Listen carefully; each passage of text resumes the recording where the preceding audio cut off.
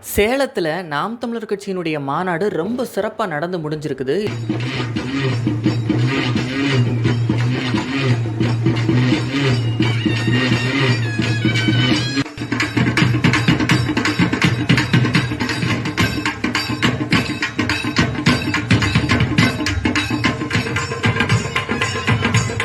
இதுல நாம் தமிழர் கட்சி செஞ்ச ஒரு விஷயம் மக்களை ரொம்ப ஈர்த்திருக்குது. அது என்ன அப்படின்னு பாத்தீங்கன்னா, தீரனும் அவன் பேரனும் அப்படிங்கிற தலைப்புல நாம் தமிழர் கட்சி போட்ட இந்த மாநாட்டுல தீரன் சின்னமலை அவர்களை பத்தின ஒரு வரலாற்று ஆவண காணொலியை வெளியிட்டாங்க.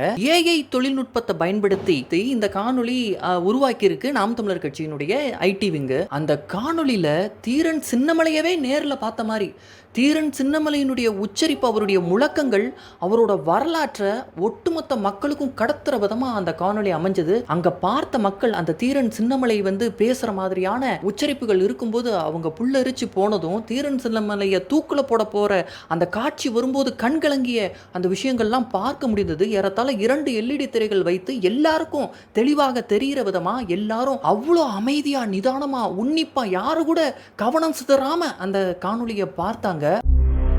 வீர பெரும்பாட்டன் தீரன் சின்னமலை.